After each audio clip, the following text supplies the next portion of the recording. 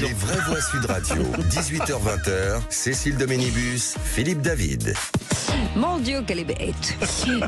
Bienvenue, on est ravis de vous accueillir pour cette dernière journée de la semaine. Ce vendredi avec un Philippe Bilger au top. Bonsoir mon cher Philippe Bilger. Bonsoir ma chère Cécile. Mickaël Sadoun qui est avec nous, chroniqueur politique et consultant. Bonsoir Mickaël. Bonsoir. Quelle élégance, mais quelle élégance. Oui, écoutez, j'ai fait un effort. Vous êtes habillé en moi aujourd'hui ou moi je suis habillé en vous? Oui. Ah non, vous c'est du bleu marine, lui c'est du noir. Ok. Merci Philippe David. Il y a des fois, je trouve que vous avez bien fait de réagir. C'est intéressant. D'autant plus qu'il s'est trompé parce qu'en plus je suis aussi en bleu marine. Oui, mais c'est pas grave. Non, mais laissez-le. Il est daltonien. Il nourrit le débat, il apporte des trucs. C'est dingue, c'est dingue. Allez, ça fait du bien de rire avec vous. Ce numéro de téléphone, c'est Zach qui est au bout au 0826 300 300. Il n'est pas au bout du rouleau, il est de l'autre côté de la ligne.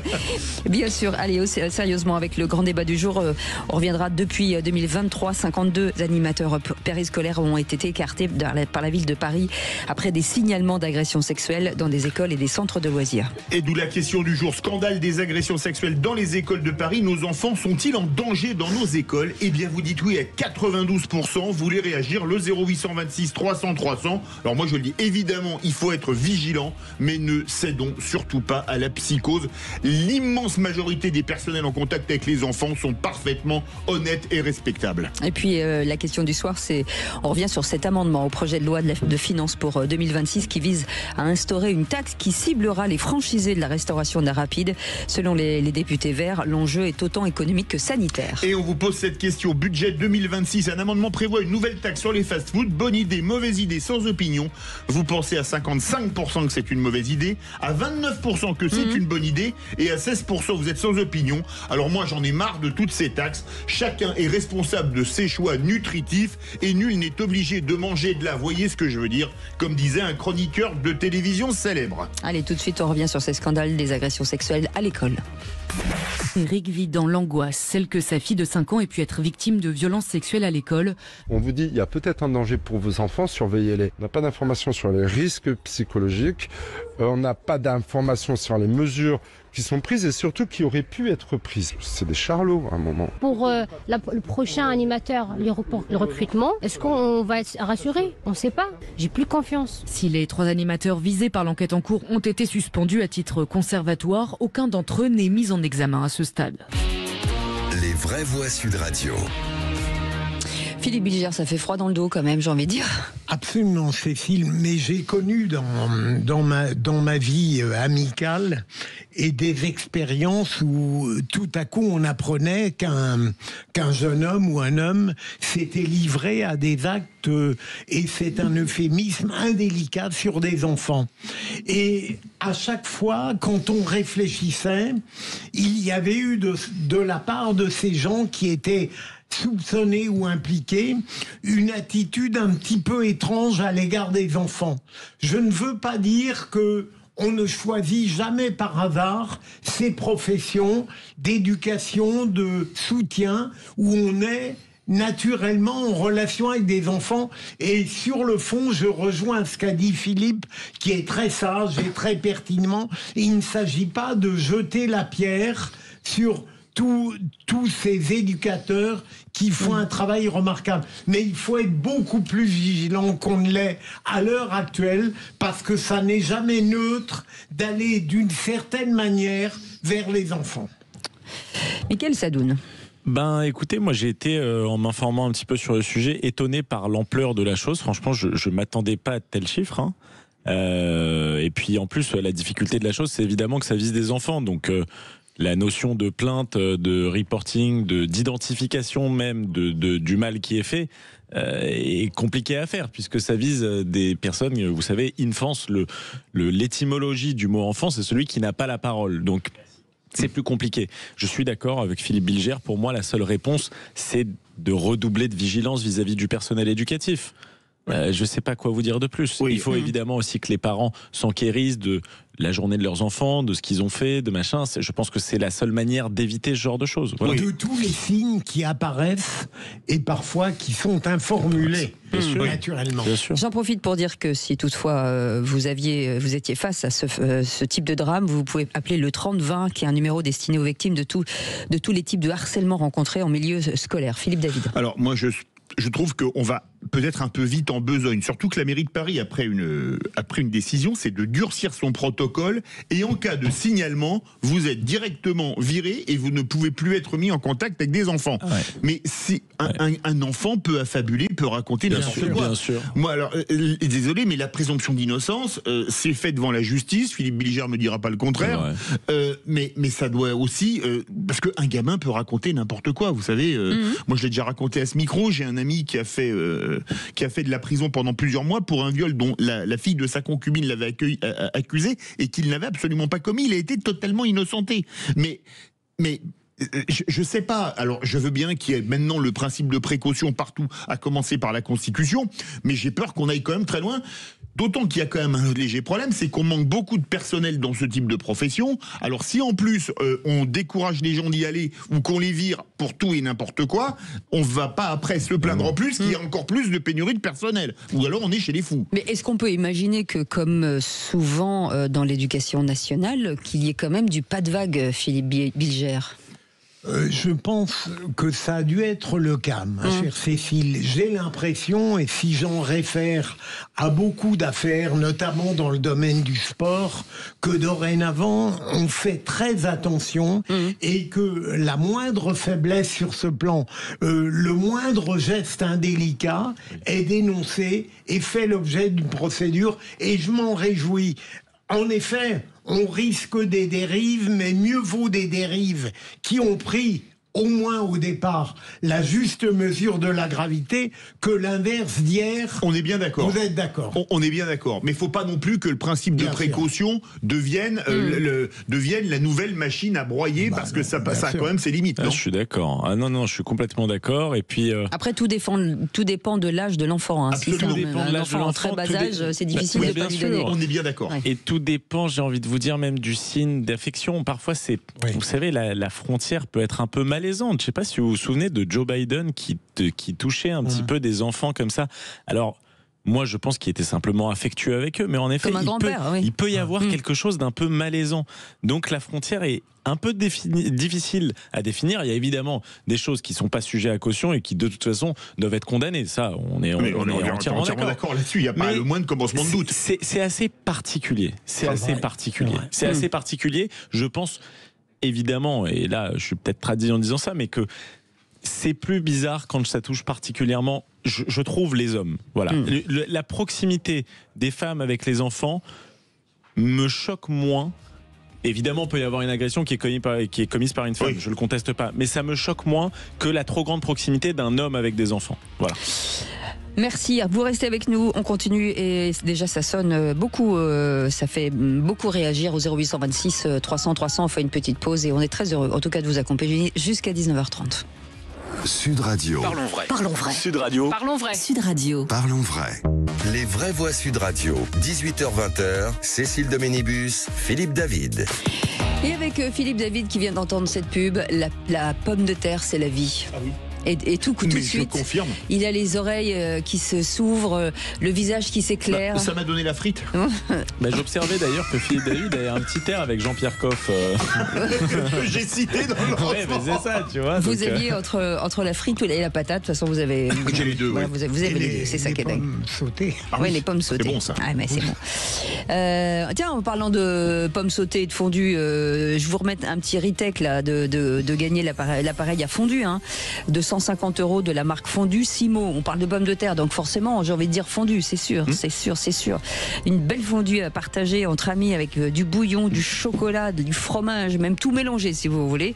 Vous envoyez un petit SMS, vous écrivez Sud dessus, SUD, vous l'envoyez au 7 20 18 et on sera très heureux de vous accueillir à l'antenne. Et puis on revient sur cette information, c'est difficile de passer de l'un à l'autre, mais en tout cas, ce que disait ce qu'a mis en place la ville de Paris, suspendu 52 animateurs à la suite d'un signalement et des faits d'agression sexuelle dans des écoles et des centres de loisirs parisiens. Avec Laurence qui est avec nous au 0826 300 300 qui s'appelle de Saint-Martin de Londres. Bonsoir Laurence. Bonsoir Laurence. Bonsoir à tous. Bienvenue Laurence, et vous vouliez réagir sur ce sujet qui est très sensible, si je puis dire. Oui, je voudrais préciser aussi que je suis enseignante. D'accord. Et que je suis très heurtée d'entendre parler d'agression à l'école alors qu'il s'agit d'animateurs du périscolaire. Ce n'est pas l'école, le périscolaire. On a dit que c'était des animateurs périscolaires. Hein. Moi, je l'ai dit dans. Vous dites problème à l'école, non. Par contre, c'est au sein de l'établissement scolaire. Voilà. C'est dans les locaux. Oui, dans les locaux, c'est ça. Mais la garderie se fait dans les locaux, la cantine aussi. Oui, absolument. Donc, il ne faut pas tout mélanger. Ok. Voilà. Et on a parlé d'animateurs, on n'a pas parlé d'enseignants. Hein. Ensuite, je voudrais revenir à un fait avéré, c'est que là, effectivement, ça fait le buzz, c'est quelque chose de dramatique pour les enfants, mais c'est quelque chose pour lequel la mairie a mis des choses en place. Par contre, j'encourage tous les intervenants et les auditeurs à lire le rapport de la Civise, oui. qui est la commission indépendante sur l'inceste et les violences faites aux enfants. Ils auront des données chiffrées qui leur montreront que très largement ces abus se pratiquent dans la famille. Et que chaque année, il y a 160 000 enfants qui sont victimes des violences sexuelles et que seulement 3% auront un procès à la suite de ça. Donc voilà, c'est des proportions qu'il faut garder en tête. Et si vous me dites, est-ce que les enfants sont en danger dans ces lieux-là? Moi, je ne recrute pas à la mairie de Paris, donc je ne suis pas à même d'évaluer le risque et la façon dont ils filtrent et profilent les gens qu'ils recrutent. Par contre, en tant qu'enseignante, je suis parfaitement à même de vous dire combien de fois j'ai été confrontée à ces problèmes-là dans ma carrière, pour vous dire que j'ai tout connu. J'ai connu le collègue mis en cause à tort et qui a été détruit. J'ai connu l'enfant... C'est ce qu'on vient de dire, oui. On vient d'en parler, justement. Voilà. J'ai connu aussi l'enfant pour lequel c'était avéré, qui m'a livré son témoignage et à qui l'on a imposé des visites médiatisées avec son père jusqu'à ce que les éducateurs aient peur de cet homme-là et estiment qu'on arrête les visites médiatisées. Donc voilà, j'ai tout connu. J'ai connu aussi la femme qui dénonce son mari, etc. Par contre, ce qu'il y a de certain, c'est qu'il n'y a aucune volonté de protéger les enfants en France.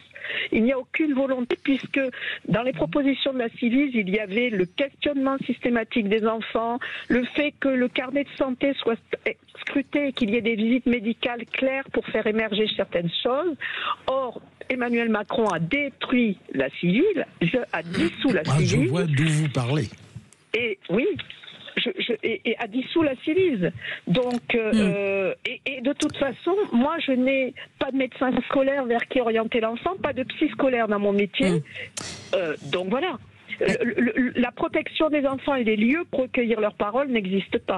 Merci en tout cas Laurence, parce que nous avons pas mal d'auditeurs en ligne qui voudraient s'exprimer. Mariam est avec nous, qui nous appelle de Paris. Bonsoir Mariam. Bonsoir Mariam. Myriam, pardon. Pardon. Myriam.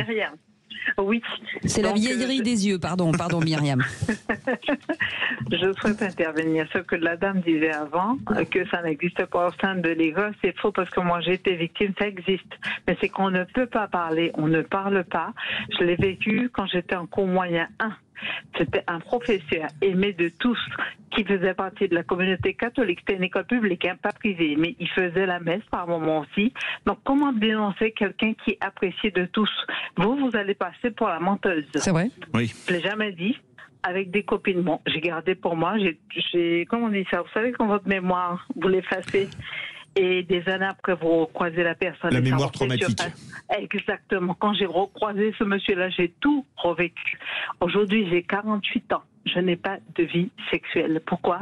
Je ne supporte pas qu'on me touche. Je me suis jamais fait suivre par un psychologue. J'ai essayé une fois, mais bon, je me suis dit ça sert à rien. J'arrive à en vivre. Pourquoi? Parce que cette personne est décédée actuellement. Et il est décédé de façon tragique. Donc, je me suis dit que la vie s'occupait de lui. Mais dans mon entourage, je vous dis que dans les écoles, ça existe. Et c'est étouffé et c'est caché. On ne peut pas le dire. Merci en tout cas Myriam de votre témoignage parce que je sais comme c'est difficile lourd. Et effectivement lourd, bien entendu. Après effectivement Laurence a raison de dire qu'il ne faut pas jeter l'opprobre sur tous les personnels, absolument. En tout cas enseignants aujourd'hui qui font un travail remarquable. Moi j'ai eu la chance de n'avoir que des bons souvenirs, donc voilà, c'est important de le dire aussi. De la même manière, et il ne faut pas exagérer dans aucun sens. On ne peut pas dire que tout est étouffé, me semble-t-il. Non, c'est sûr. Non, mais tout n'est pas étouffé, mais tout ne sort pas, et c'est des problèmes quand même dramatiques quand on entend les conséquences que ça a sur un enfant jusqu'à l'âge adulte, c'est terrifiant. En tout cas, ça nous permet aussi de rendre hommage à tous les personnels qui travaillent dans l'éducation nationale, qui font très bien leur travail et avec les enfants, et dont les enfants sont très heureux, en tout cas, d'être dans leur classe. Vous voulez réagir 0826 300 300. Vous savez que vous pouvez nous parler jusqu'à 19h30. Après, Philippe va s'envoler parce qu'il a une fondue. Donc, non. Parce que vous êtes fondu. Oui, c'est ça. Vous êtes fondu. Mais on va faire gagner encore un service à fondu aujourd'hui. Bien entendu qu'on les fera. Allez, tout de suite, on n'y croit pas. Attention, certaines images de ce programme peuvent heurter la sensibilité des plus jeunes. Les vraies voix Sud Radio, on n'y croit pas. C'est pas possible. Alors vous m'excuserez du thème soigneusement choisi par notre vraie voix Philippe David, mais ce soir, direction un univers assez particulier. C'est beaucoup plus léger. C'est beaucoup plus léger. Ça avec beaucoup parce que là, ça se passe contre adulte. C'est une transition assez particulière, mais je la fais quand même. Imaginez un salon où des hommes, gays, bi ou même hétéro-curieux, trinquent tranquillement avant de se retrouver pour des séances de masturbation collective. Une enquête révèle la popularisation fulgurante de ces clubs, dopés par les années Covid, et aussi l'explosion des communautés en ligne. Une pratique ancienne, me direz-vous, qui revient en force, qui se structure et rassemble désormais chaque mois des dizaines, parfois même des centaines d'hommes dans des soirées très codifiées. Philippe Bilger, comment a réagi votre femme quand vous lui avez dit je suis hétéro curieux? Mais ça m'intéresse, c'est-à-dire quelle est la différence de ces séances collectives avec des partouzes, des choses comme ça? Parce que ce n'est que la masturbation. Vous qui en faites beaucoup. Alors je sais pas, moi j'ai bien fait de mettre un carré blanc. Oui, non, moi je vois pas très bien. Non, ce ne sont que de la masturbation en commun. C'est-à-dire que les gens, ils sont 10, 20, 30, 40, 50, et le nombre de clubs explose. Et ils s'asseyent en cercle. Bah oui, je sais pas, j'y suis pas allé. Où est-ce qu'ils se mettent de dos les uns par rapport aux autres? Non mais c'est complètement fou de voir que ce type de club explose, notamment dans Paris. On a quand même des gens qui sont quels sont les chiffres complètement décomplexés. C'est-à-dire que voilà, moi je pensais que c'était totalement personnel. Moi aussi. Et dans notre coin, et voilà, chacun fait ce qu'il veut. Bah là non, on fume des cigares. Il y a tout un dossier dans Le Monde qui est impressionnant. C'est une enquête dans Le Monde. L'actualité, c'est bien cette enquête qui est sortie. Oui, que des hommes. Et il y en a un notamment qui interviewe, il dit moi j'ai 42 ans, c'est mon jardin secret, ma femme n'est pas au courant, je suis hétéro-curieux. Il n'est pas très secret quand même. Non, mais il a répondu au Monde. Il est couvert d'anonymat. Jardin public. Mais il y avait dans Le Monde Philippe D. Non, c'était Philippe B. Il y avait les deux. Il y avait les deux témoignages. On se dit, on n'y croit pas. Moi, je pensais pas que ce type de club, ça pouvait exister. En fait, quand Philippe David nous a envoyé l'information par mail, je me suis dit, c'est quoi encore cette blague? Bon, voilà, chacun a ses petits... ma chère Cécile, que si ça fait rire, mais c'est très révélateur d'une évolution des mœurs. Bien sûr. Bah oui. Parce que je sais pas. Déjà, ça révèle la volonté pour les hommes d'être à part. Ensuite, de mélanger. C'est des exhibes. C'est des exhibes, mais solitaires, en fait. Alors, le problème... mais tu vois ce que je veux dire. Le problème, c'est que si on y va, enfin vous, parce que moi, visiblement, je ne serais pas invité, et que vous rencontrez votre patron...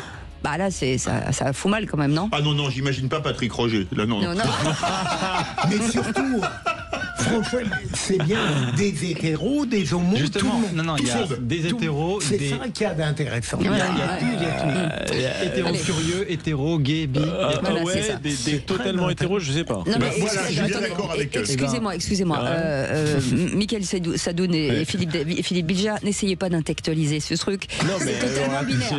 Mais c'est étonnant qu'il y ait des hétéros total, je dirais, qui vont dans des endroits juste pour regarder des hommes. Il a raison de prendre le débat en main, Michael. dans ce cas-là. C'est peut-être pour se renseigner, peut-être pour se renseigner de savoir est-ce qu'eux ils ont la bonne pratique et que voilà, ils veulent voir comment font les autres et puis c'est tout. Écoutez, voilà, l'important c'est que les gens soient contents. Moi je dis absolument. Mais Voilà. c'est étonnant. Pas de jugement, mais c'est une vraie Ça y est, enquête. je pense qu'on lui a fait son week-end, Philippe Bilger. Il va revenir lundi avec des idées. Il rêve que les vraies voix aient faire une émission dans la club. Mais vous en voyez, le seul qui prend ça en sérieux, c'est moi. Bah oui, il n'y a que vous qui prenez ça au sérieux. Et vous êtes à deux doigts de nous demander l'adresse. C'est ça qu'il faut. Psychologiquement, c'est passionnant. Oui, on va en parler en antenne. Allez, on y va. Dans un instant, le tour de table de l'actu des vraies voix. J'ai peur qu'on n'arrête jamais ce sujet. Merci pour ce sujet, Philippe David. À tout de suite. J'ai une bonne idée. Sud Radio. Sud Radio. Parlons vrai. Parlons vrai. Sud Radio. Les vraies voix Sud Radio. 18h-20h. Cécile Doménibus, Philippe David. Pour ceux qui viennent de nous rejoindre à l'instant, qui m'ont manqué cette séquence inédite, je vous incite à réécouter en replay, bien entendu, la totalité de cette émission, et vous verrez qu'à un moment donné, il y a un Philippe Bilger. Sérieux, ma chère Cécile. Non, je laisse les 3 petits points, Philippe, si vous permettez. Est-ce que les gens peuvent voir en replay les pauses?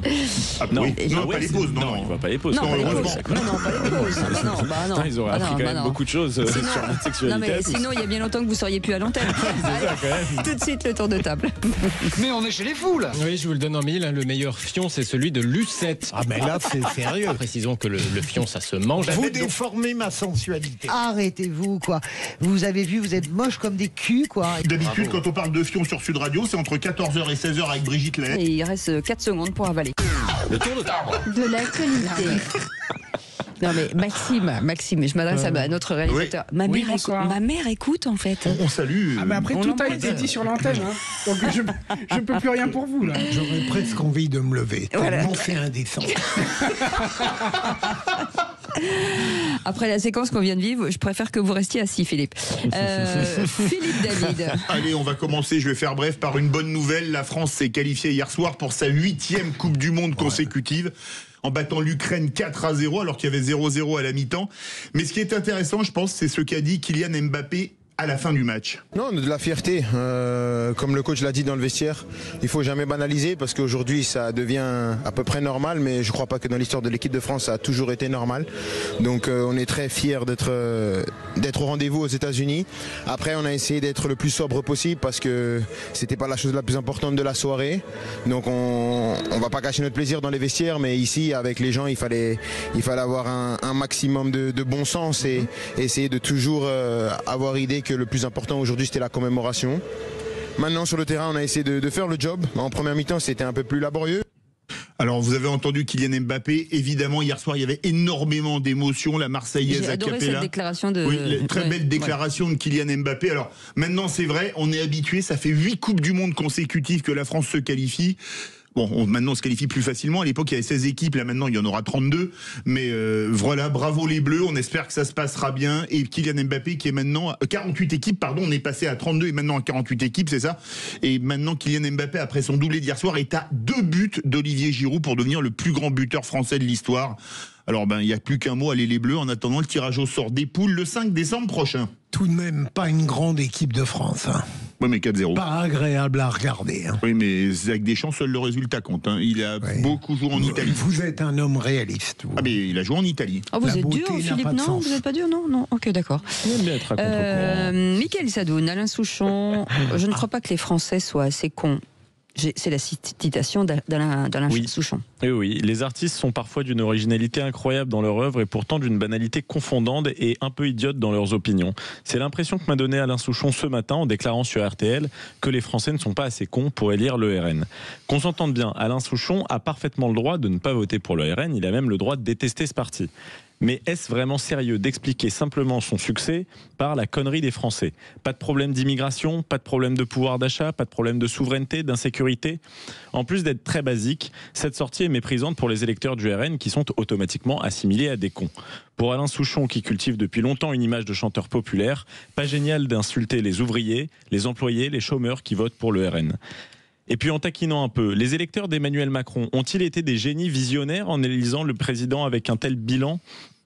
Alors, monsieur Alain Souchon, vous qui traitez les électeurs du RN de cons, je vous citerai un grand artiste français qui a chanté « On nous prend pour des cons nénés alors qu'on est des foules sentimentales avec soif d'idéal. Retrouvez cette intelligence, monsieur Souchon. » Bravo, c'est très juste. Je ne savais pas qu'il avait sorti cette synopsis. Et il n'est pas le seul. J'ai failli parler de Jacques Weber qui, parlant de Jordan Bardella, c'est un peu le même genre, disait ce sont des cons. Je suis navré. Ce qui est génial, c'est que le même Alain Souchon qui habite Paris 6e pétitionnait contre un Carrefour Market à côté de chez lui au mois de juillet en disant que ça allait amener une mauvaise population. Manifestement, il y a pour lui il y a une mauvaise population, mais c'est pas grave dès lors qu'elle est chez les autres. Non, mais c'est triste, vraiment. Le conformisme. C'est dingue, hein. Bêtise. C'est dingue. Tu te demandes comment un artiste qui a une telle sensibilité, une telle finesse dans certains de ses textes peut devenir aussi basique et aussi insultant et méprisant quand il passe dans le domaine de la politique. Mais c'est pour ça que j'aime de plus en plus. J'ai amplifié mon admiration pour Jean-Jacques Goldman à la suite de son message manuscrit aux forces de l'ordre. 11 novembre. Enfin, un artiste génial qui n'éprouve pas le besoin de dire des stupidités. Ouais, je suis d'accord. Allez. Je suis d'accord. On a changé radicalement de sujet. Oui, absolument. On est devenu beaucoup plus sérieux.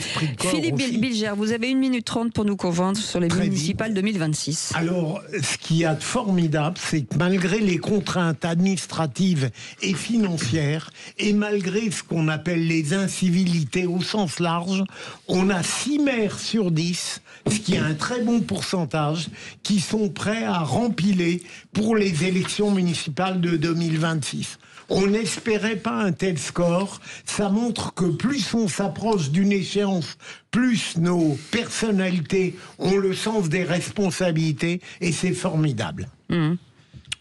Entièrement d'accord, rien à ajouter, c'est bien. Pourtant, j'ai envie de dire que la profession de maire est vraiment pas chose facile, c'est que clair. C'est très peu payé, que c'est à portée de baffe, c'est que des galères.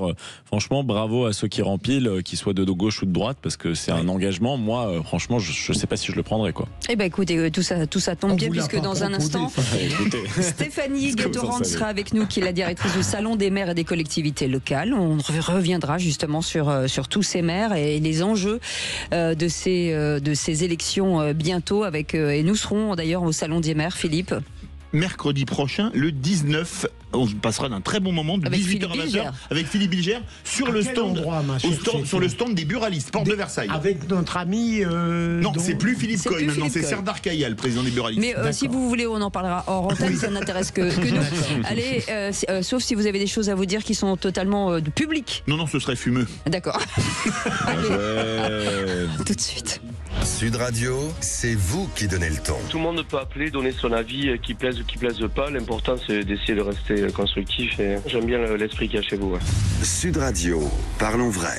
Les vraies voix Sud Radio, 18h-20h, Cécile Doménibus, Philippe David. Et c'est une joie de vous avoir tous les jours avec nous de 18h à 19h30. Et d'ailleurs, c'est l'occasion pour vous remercier sincèrement de votre fidélité. Ce numéro de téléphone avec Zach au 0826 300 300. Vous savez que cette émission est faite pour vous et avec vous. Et ce qui est important pour nous, bien sûr, avec Philippe David, avec Philippe Bilger autour de cette table et avec Michael Sadoun. Tout de suite, l'info en plus. Les vraies voix Sud Radio. Et on le disait hors antenne avec Philippe David, l'ouverture prochaine du Salon des maires et les grands enjeux de cette édition 2025. C'est un salon pour nous qui est une façon, parce que vous savez comme on aime les maires et surtout les territoires.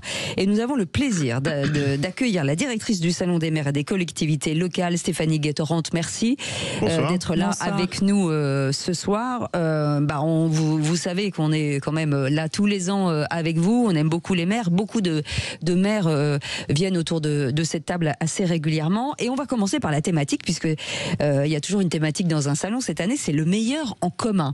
Alors, quel bon choix, n'est-ce pas? Quel bon choix, mais surtout, ça veut dire plein de choses en fait. Oui, alors pour nous c'est important. On choisit ce thème un an avant. Je pense que c'est important de le dire parce que parfois on peut se demander effectivement ce qui peut orienter cette décision. Et en fait, on a une conviction forte, c'est que ce salon il doit être utile. Vous le faites vous chaque année. En fait, l'enthousiasme, l'énergie qu'il y a dans ces allées, la joie que les élus ont à se retrouver, quel que soit leur bord politique, ils échangent concrètement sur les sujets au bénéfice des habitants.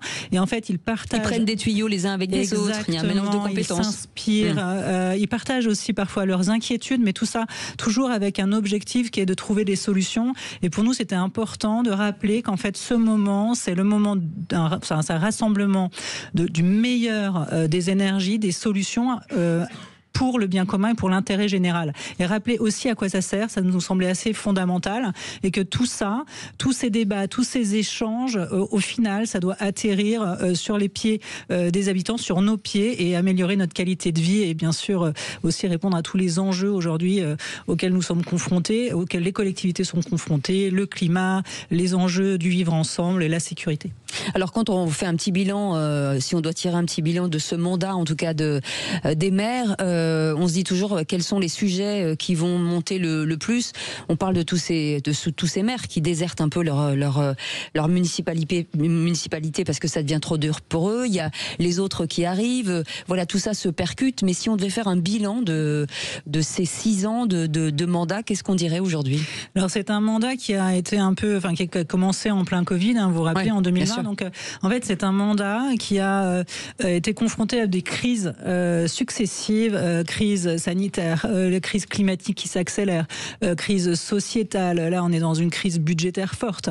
Et en fait ça a beaucoup construit alors j'aime pas trop le mot de résilience, mais en tout cas ça a orienté des projets et une envie d'anticiper, de ne plus subir, d'être dans l'action et de renforcer l'action publique locale pour justement être en capacité d'aborder ces crises de manière beaucoup plus pragmatique et avec des choses efficaces. Et ça nous engage vers un mandat à venir. Vous disiez effectivement qu'il y avait peut-être moins de maires et à chaque fin de mandat, on a un peu ce sujet sur la table. Mais en fait, cette année, le constat est qu'au contraire, les maires qui veulent revenir pour le prochain mandat sont plus nombreux que pour le précédent. Et je pense aussi que le contexte... Et plus motivés. Plus motivés. Ouais. Et je pense que le contexte aujourd'hui met en responsabilité tout le monde.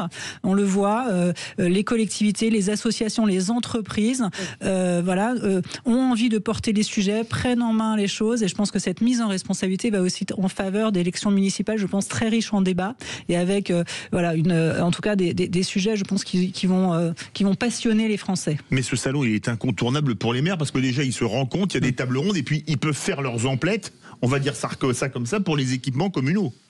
Alors ils peuvent identifier les innovations, mais alors ils travaillent beaucoup en collaboration avec les entreprises et le monde associatif pour aussi construire le projet. Donc c'est pas juste trouver une solution, une anecdote, c'est sur des projets d'adaptation au dérèglement climatique, des sujets de renouvellement urbain, des sujets sociétaux sur le vivre ensemble, sur l'école, sur la longévité, les parcours de vie. C'est un sujet qu'on met particulièrement à l'honneur cette année. C'est de poser leurs problématiques. Donc ils viennent poser leurs problématiques et les partager avec les différents partenaires du salon et identifier des solutions, des innovations et souvent les construire ensemble parce que les collectivités, elles co-construisent beaucoup avec les collectivités, donc elles n'achètent pas des choses toutes faites. Elles sont très en amont en fait des cahiers des charges et elles inspirent beaucoup les solutions que les entreprises vont ensuite pouvoir proposer. Donc ce sujet de la co-construction est assez fondamental. À un certain moment, j'avais l'impression que les problèmes de sécurité avaient pris une importance considérable, que les maires étaient très angoissés à l'idée d'être, comme on le dit de manière vulgaire, à portée de gifles de la part de leurs administrés. J'ai l'impression qu'aujourd'hui, maintenant, ça passe un petit peu moins au premier plan, non? Alors je pense que les habitants ont aussi conscience que le maire, aujourd'hui, il est là, il est sur le terrain, il y a une continuité des maires. C'est-à-dire que même si là on parle d'une fin de mandat, beaucoup vont continuer, donc le maire il est là, il est sur le terrain et je pense que c'est aussi quelque chose de très très rassurant. Donc on est un peu moins sans doute. Alors il y a eu des agressions pendant ce mandat et il y a eu des moments très forts, très difficiles effectivement, qui pouvaient effectivement à mon avis bousculer des convictions fortes, des engagements de personnes. Je pense qu'aujourd'hui, la solidarité autour du maire, elle s'est prouvée, et elle se prouve au quotidien. Et on verra sur le salon aussi que c'est vraiment cette ambiance-là qui est plus... Après, l'enjeu de sécurité au sens large est une des thématiques du salon. La sécurité et la gestion des risques, puisque c'était une préoccupation très très forte des citoyens et bien sûr des collectivités. Donc pour cela, nous avons aussi tout un écosystème de solutions proposées.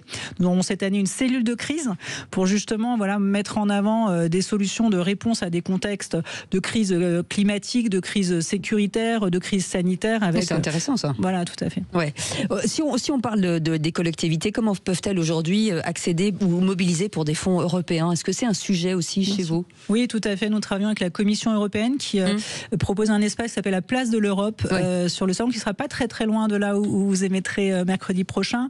Et sur la Place de l'Europe, la Commission européenne vient avec un certain nombre de dispositifs pour justement accompagner les collectivités, leur présenter et faciliter l'accès à ces dispositifs. Parce que toutes ces solutions d'accès au financement, elles nécessitent aussi d'avoir des personnes qui peuvent remplir les dossiers, qui vont avoir le temps et les compétences pour mobiliser ces fonds.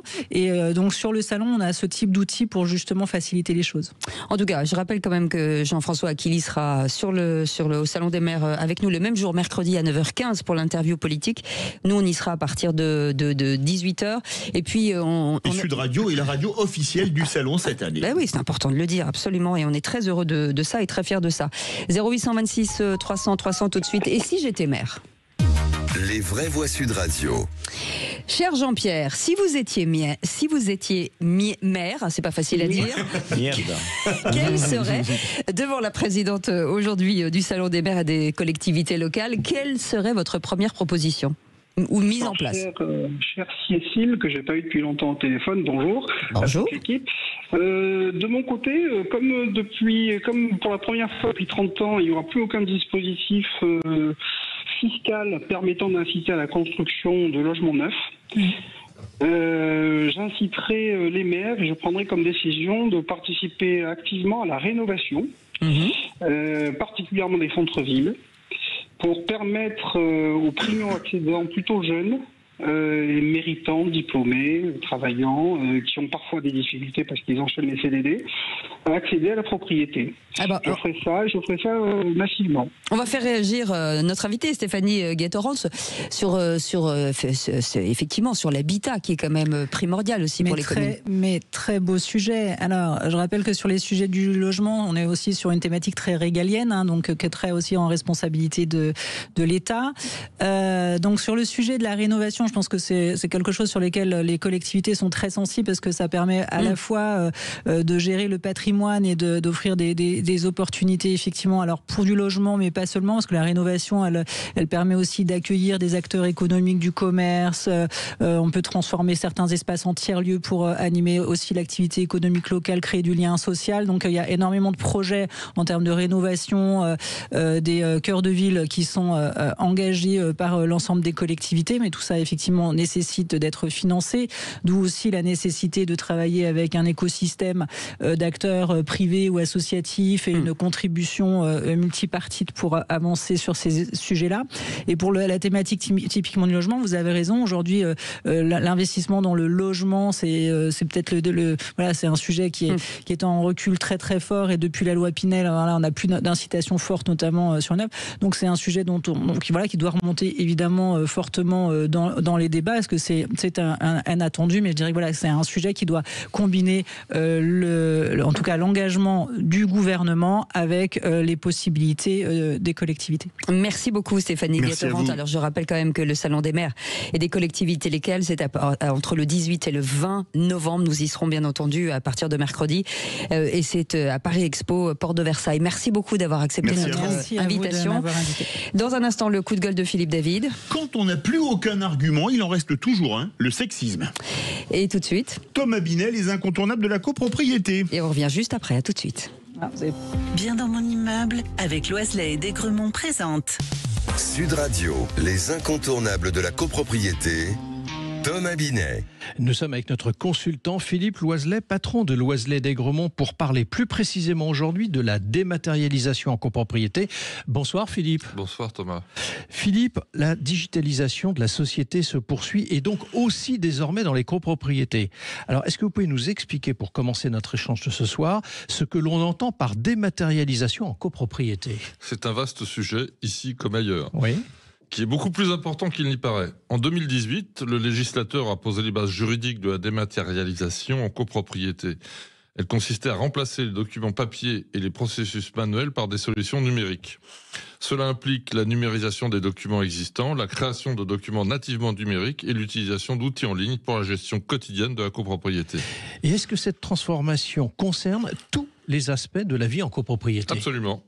De la convocation aux assemblées générales à la gestion des comptes, en passant par l'archivage des documents importants, la profession travaille d'ailleurs actuellement à un vaste service d'archives dématérialisé, le Centre national des archives de la copropriété, qui permettra de conserver de manière dématérialisée tous les documents importants des copropriétés et que ces archives soient conservées et accessibles, quel que soit le syndic en charge de la gestion des copropriétés.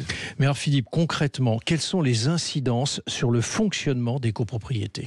Depuis une dizaine d'années, tous les syndics professionnels ont l'obligation d'avoir un extranet pour chaque copropriété. Cet outil permet à chaque copropriétaire de retrouver en ligne les documents de gestion de sa copropriété. Nous n'avons, pour ce dernier point, pas attendu l'obligation, puisque Loiselet d'Aigremont avait déjà mis cet outil en place plus de 10 ans avant l'obligation.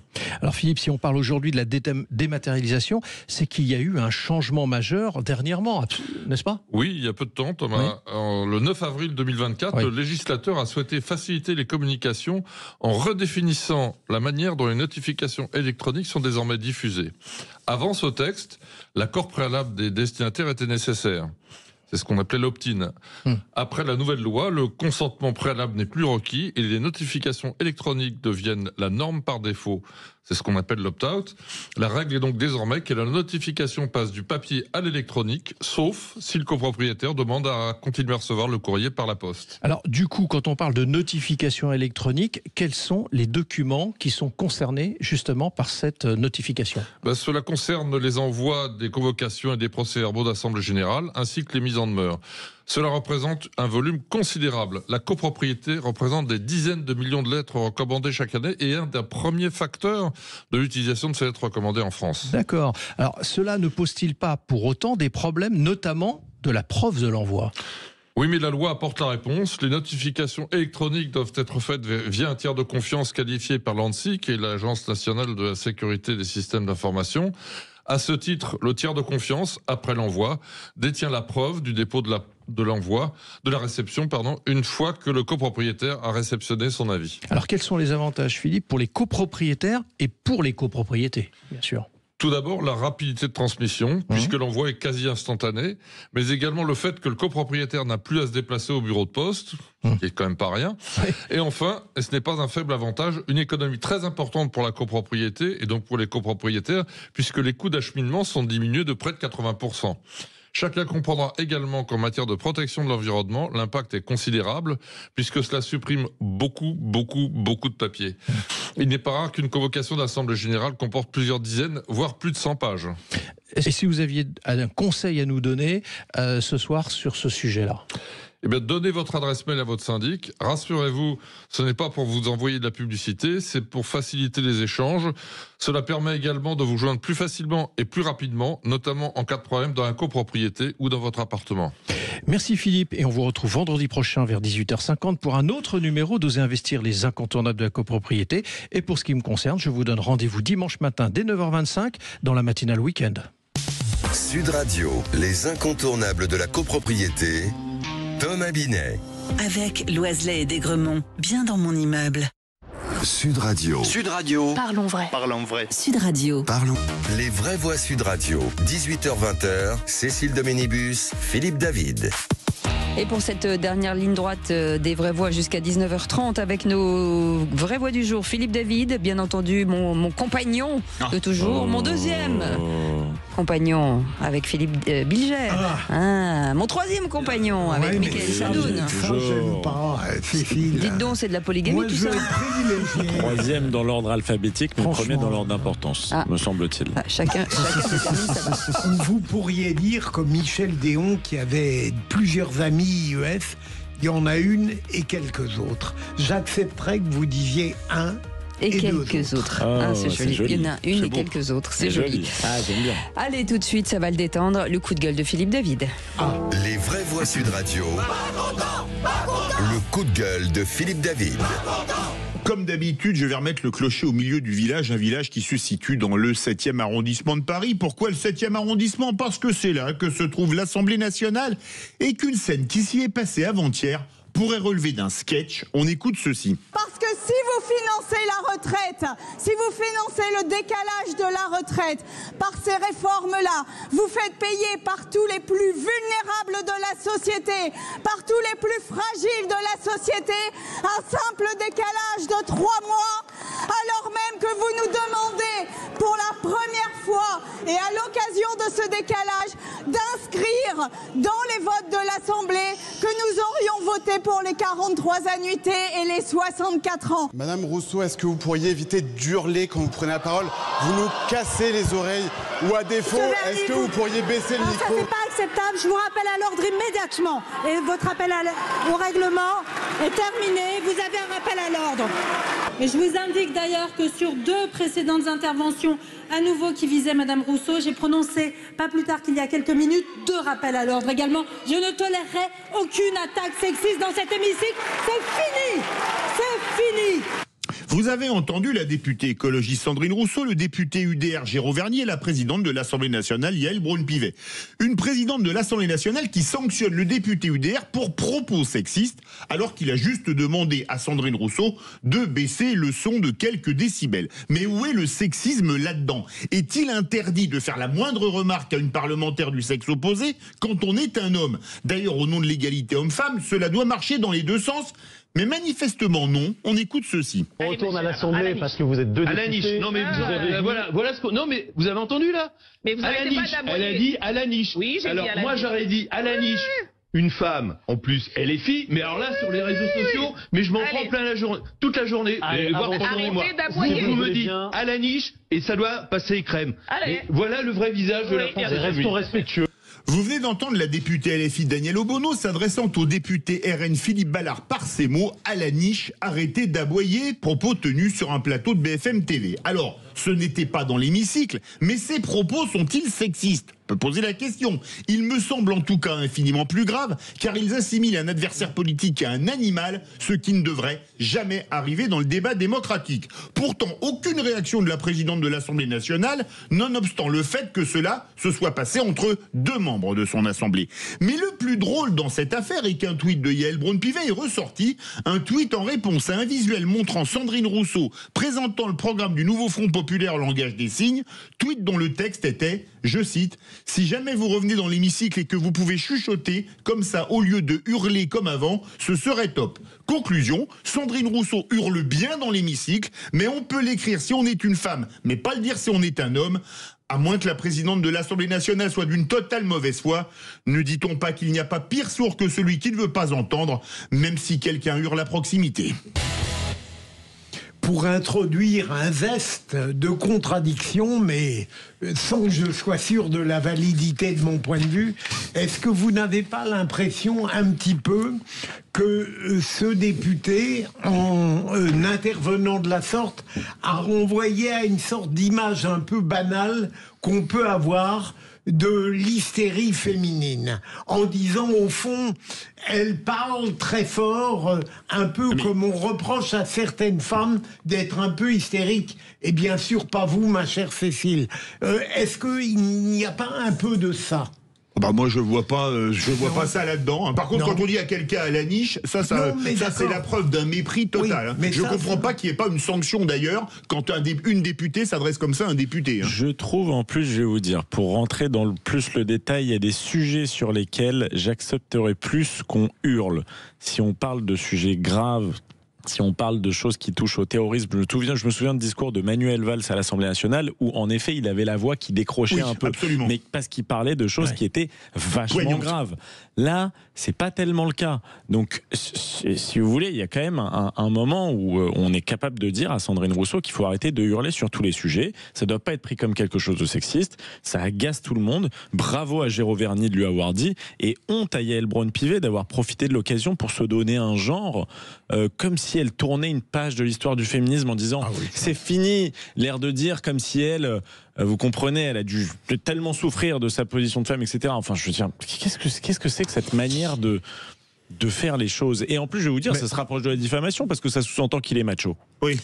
Juste parce que je suis une femme, j'ai pris des cours de théâtre pour éviter de, quand je parle fort, de monter dans les aigus, parce que je sais que c'est très perturbant la voix des femmes enfin en tout cas de nous, et j'ai appris à garder une tessiture un peu plus basse pour éviter, parce que c'est d'abord on comprend plus rien et en plus enfin moi je trouve ça gênant et voilà, en tant qu'animatrice quand on parle, quand il y a du public, donc forcément on veut parler au-dessus du public, et en fait c'est une erreur parce que du coup plus personne n'entend rien. Mais je ne suis pas sûre que, enfin en tout cas moi je l'aurais pas ressenti comme voilà. Autant on en a plein des propos sexistes, autant là quelqu'un qui hurle, homme ou femme, c'est chiant en fait. Voilà. Vous êtes un discours de Macron. Oui, quand il hurlait, c'est notre projet. Ou désolé, comme DSK disait, qui va s'occuper des enfants en parlant de Ségolène Royal, ça a fait beaucoup moins scandale, alors que c'était autrement plus scandaleux. Ah bah évidemment. Oui. Mais non, mais l'exemple de Macron. Et Philippe, vous savez qu'on est en plein émission. On est en plein direct là. Mais il se lève pour aller chercher un bonbon. Non, mais qu'est-ce qui nous arrive? Il est tellement à l'aise avec vous, chers auditeurs. Allez, vous restez avec nous dans un instant. La question du soir, on va revenir sur le budget 2026. Mais c'est bien, quand il commence à se sentir à l'aise, ça veut dire que quand je suis désolé. Non mais Philippe Bilger, quand je parle de la maison Sud Radio, c'est ça qu'on aime en fait. C'est la maison Sud Radio, c'est-à-dire qu'on est à la maison, on débat comme le dimanche, comme avec nos copains, avec nos amis, voilà, c'est tout. Là. Restez quand même assis sur votre chaise. Allez, dans un instant, on revient sur le budget 2026 avec un amendement qui prévoit une nouvelle taxe sur les fast-foods, Philippe. Oui, est-ce que c'est une bonne ou une mauvaise idée? Vous dites à 58% une mauvaise idée, à 30% une bonne idée, et à 12% vous êtes sans opinion. Moi, j'en ai marre des taxes. Vous voulez aller dans les fast-foods, vous y allez. Vous ne voulez pas y aller, vous n'y allez pas. Vous en avez marre de tout, quoi. Et vivement la fin de la semaine. À tout de suite. Il en a gros. Bonjour, c'est Daniel Herrero. Sud Radio, la radio du rugby. Le week-end dernier, l'équipe de France de rugby, face à l'énorme marée sud-africaine, a subi une bien pénible offense. C'est l'essai! Oh là là, la correction! Elle est là! Nos Bleus ont rendez-vous avec les Fidji, avec l'obligation de côtoyer l'excellence pour l'emporter. Avec François Trio, je vous retrouve dès 20h pour chauffer le cœur de tous les amoureux du 15 de France. France-Fidji, c'est un match à vivre en direct, demain, sur Sud Radio, la radio du rugby, évidemment. Tous derrière le 15 de France, avec Sud Radio, la radio du rugby. Les vraies voix Sud Radio, 18h-20h, Cécile de Ménibus, Philippe David. Et pas que. Oui. Ah bah oui. Et il y a du lourd, hein. Philippe Bilger. Enfin, je parle pas en termes de poids. Philippe. Faisons attention à ce qu'on dit, hein, parce que vous savez. Philippe Bilger et Michael Sadou.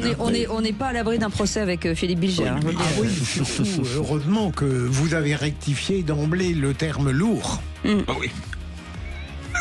J'aime beaucoup la chemise de Philippe David ce soir. Oui, c'est pour régler les... La mire. C'est impressionnant. Ah oui, c'est pour ça. Vous aimez pas Ouais, si, j'aime bien. On est novembre, c'est bientôt l'été. Hein. Mais la manche longue. Ça sent le mec qui ne repasse pas ses chemises et les seules qui restent sont celles d'été. Surtout, elle est super parce qu'il n'a pas d'étiquette. Non. Oui. En général, c'est pour nous dire que... Mais je vous dis rien. Ah mon Dieu, allez tout de suite. Nous emballons pas trop non plus. Non mais moi, quand j'ai l'occasion de louer le vêtement, je le dis. Ok. Il y a des phrases que je comprends plus. À 19h est passé. Allez, tout de suite, la question du soir. Alors, nous, on l'a fait venir parce que, bon, c'est vrai que d'un point de vue chevalerie, fait d'armes, stratégie militaire, tout ça, c'est pas une flèche. Hein. Ouais, exactement, non. Ah bon? Par contre, pour tout ce qui touche à la bouffe, on a envie de faire quelques dégustations, mais c'est pour après l'émission. Ça, c'est très très bon. J'aime quand c'est cru, quand c'est cuit. Ça, c'est bon. Ça, c'est du piment d'Espelette, j'adore.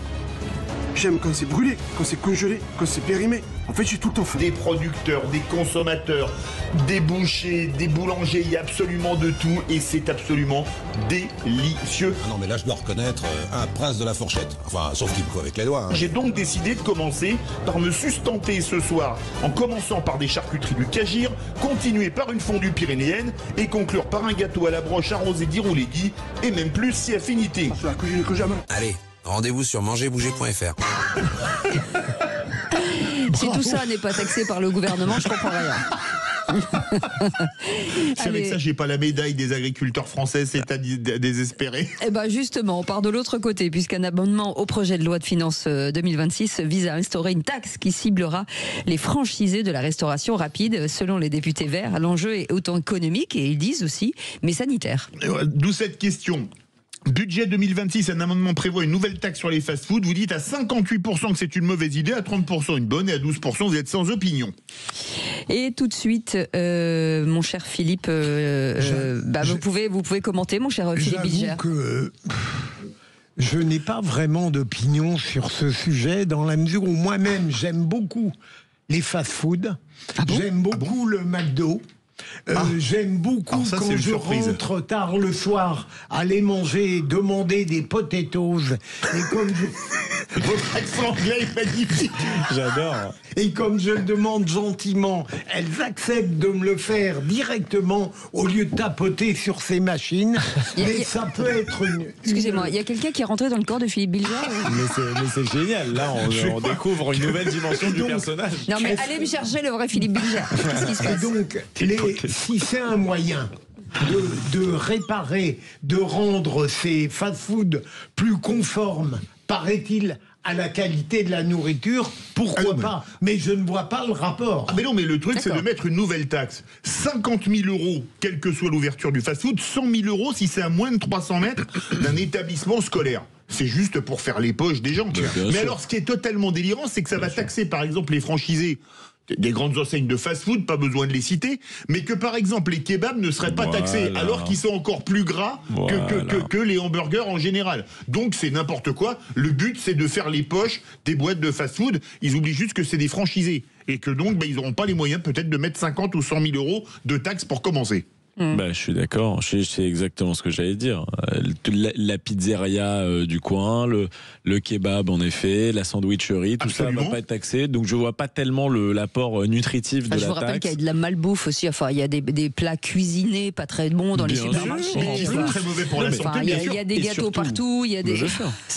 Et surtout, il parle de à moins de 300 mètres des écoles, etc. Et tout, mais ça va juste développer la livraison. Hein. Je vous rappelle qu'aujourd'hui, on peut quand même se faire livrer la bouffe, donc ça change absolument rien. En fait, moi je suis d'accord, c'est juste pour faire les poches des restaurants et en plus ça va créer des problèmes de distorsion de concurrence parce que entre le fast-food et le kebab, c'est le kebab qui va en profiter ou n'importe, le non franchisé qui va en profiter.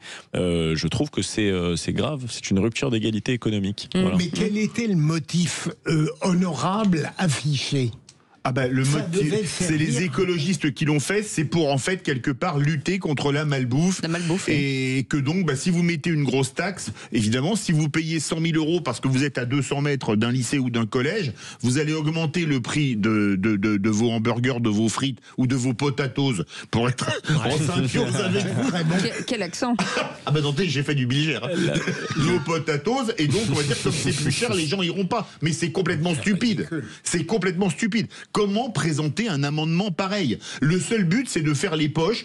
Et en plus, c'est mesquin. Vous ouvrez, vous avez 50 000 balles de taxes. Mais moi, je pense que dans un pays libre, on va manger où on veut. Si vous voulez manger 10 hamburgers par jour, vous avez le droit de manger 10 hamburgers par jour. Et si vous avez envie de manger des sushis, vous mangez des sushis. Si vous voulez du quinoa. Oui. Mais laissez les gens vivre. Bon, après, il faut quand même contrôler que les grandes enseignes vendent pas de la mort au rat aux gens. Non, mais ça, évidemment. Mais une fois qu'on a testé ça, je veux dire, après, les gens. Mais une fois que la nourriture est saine, un truc qui fait grossir, ils mangent un truc qui fait grossir. Non, mais c'est ce que je trouve de dingue. C'est que dans ce pays où l'État n'est même pas capable d'assurer la sécurité des Français, il veut absolument s'occuper de ce qu'ils mettent dans leur assiette. Mais laissez-nous vivre. Lâchez-nous la grappe, j'allais dire, et laissez-nous manger ce qu'on veut, comme on veut, quand on veut, dès lors que ça ne déroge pas, que ça ne met personne en danger, que vous ne buvez pas des litres d'alcool et que vous prenez le volant. Laissez faire ce qu'ils veulent aux gens, mais arrêtez de vouloir tout régenter. Moi, j'en peux plus. Je créerais du sushi pour reprendre votre cas. C'est intéressant parce que la Fédération française de la franchise, le syndicat national de l'alimentation, de la restauration rapide et la Fédération des entrepreneurs de la boulangerie ont écrit aux députés pour appeler donc le rejet de ce projet et de dire on vous rappelle quand même que ce sont des entreprises locales parce que quand on est franchisé, on est un commerce de proximité, donc ça veut dire que ça va de nouveau créer du chaos et peut-être sortir tous ces gens-là des centres-villes et faire mourir les centres-villes. Est-ce qu'il y en a beaucoup dans les centres-villes? Oui, mais je ne parle pas que de Paris. Hein. Non, bien sûr. Non, mais même à Toulouse, à Bordeaux, à ce que vous voulez, bien sûr, il y en a beaucoup. Parce qu'il y a un centre-ville à Paris? Ah bon, je sais pas. Pour donner un argument contraire, il faut dire que moi j'en ai entendu parler, ceux qui arrivent à ouvrir des franchises McDonald's ou Burger King, etc., gagnent énormément d'argent avec ça. Donc une taxe de 50 000 ne serait pas énormissime par rapport à ce qu'il y a. Mais je l'ai dit, moi je m'y oppose. Il faut arrêter de se shooter à la taxe. Allez, on y va. Allez, tout de suite, Sud Radio fait son transat. Sa transat. Sud Radio fait sa transat. C'est pour ça qu'il fait sa chronique allongée. Et voilà, et on continue à suivre Joël Paris, skipper malvoyant et Goulven Marie, navigateur pro engagé dans la catégorie classe 40 avec leur bateau Rêve à perte de vue. Et la situation s'est grandement améliorée, François-Louis. C'est une bonne nouvelle. C'est une bonne nouvelle. Enfin, je pense qu'il attendait autant que nous. Après plusieurs journées de galère, donc Joël Paris et Goulven ont retrouvé du vent, de la vitesse et surtout le moral, parce qu'au final, ça fait quand même beaucoup la différence d'avoir du vent quand on est en voilier. On les avait laissés la dernière fois proches de Madère. Ils sont désormais à 800 km à l'ouest des Canaries. Donc ils ont un petit peu changé d'air. Et pour garder le moral à bord, même dans les moments un peu rock'n'roll, les moments les plus compliqués, nos deux compères ont un petit rituel bien à eux. Joël va nous raconter ça. Avant notre départ, notre famille a caché une boîte à surprise en fait, dans laquelle il y a des bonbons et puis des petits mots, des copains, de la famille, de ceux qu'on aime. Et voilà, donc tous les jours on a droit à un bonbon chacun. Et moi j'ai des petits mots que j'adore, c'est chaud au cœur. Et donc je pense qu'on a assez de bonbons pour jusqu'à la fin. Par contre, des petits mots, il m'en reste 9. Donc petit présage pour 9 jours, ça serait très optimiste, on ne sait jamais. Mais voilà. Donc non, blague à part, on va plutôt vers le 22-23, on serait très content. Voilà. Allez, bisous à tous. Voilà, donc une arrivée espérée vers le 22 ou 23 novembre. On serait très content de les voir arriver, bien sûr. Voilà, et on les embrasse. Et on les embrasse, voilà. Absolument. Allez, 0826 300 300, c'est Florent qui nous appelle de Sauzet, dans la Drôme. Bonsoir Florent. Bonsoir. Florent, il est tombé dans le fromage. Il a fondu. C'est le cas de le dire. Florent, vous êtes avec nous? Ah, je crois que... Florent. Avignon, bonjour. Sauzet, bonjour. Vous êtes bien au SVP 1111. SOS Détresse Amitié. Appuyez sur le bouton, monsieur. Ou rappelez-nous d'une cabine qui fonctionne. Je crois qu'on est en train de le retrouver. Il y a un petit problème de ligne. Qu'est-ce qu'il y a? Il faut faire chauffer la machine, là? Et ben voilà, tout ça. Alors, Florent, sachez qu'on vous offre ce très joli cadeau, puisque vous avez remporté une très jolie machine à fondu. Voilà, je cherchais le mot. Vous avez été tiré au sort. Vous pouvez bien entendu faire avec cet appareil à fondu d'une valeur de 150 € de la marque Fondussimo. Vous allez faire de très gourmands petits dîners. On est ravis de vous l'offrir. Je ne sais pas si vous nous entendez. En tout cas, on vous embrasse très fort. Merci en tout cas d'avoir joué pour nous. Et direction le rugby. Et c'est Alexandre Priam qui est avec nous. Salut Alexandre Priam. Le rugby étant très présent dans le Sud-Ouest, c'est une émission qui garbure bien. Oh là, c'est beau. Ah, c'est bien ça, bravo. Ouais, c'est bien. Bravo.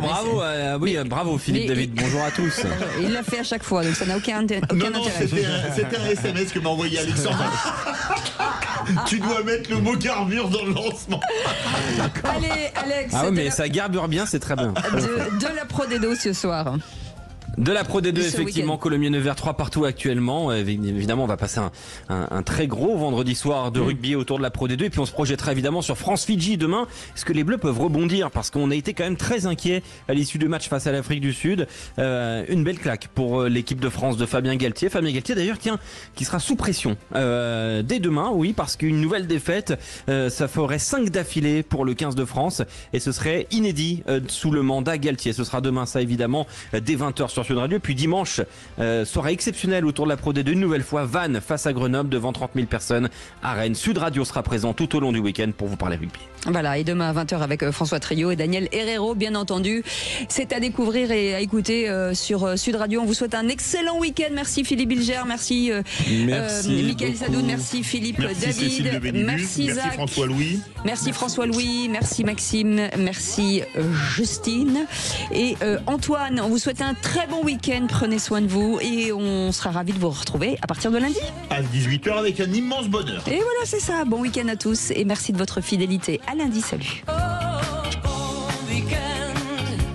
Je te souhaite un bon week-end. Sud Radio. Sud Radio. Parlons vrai. Parlons vrai. Sud Radio. Parlons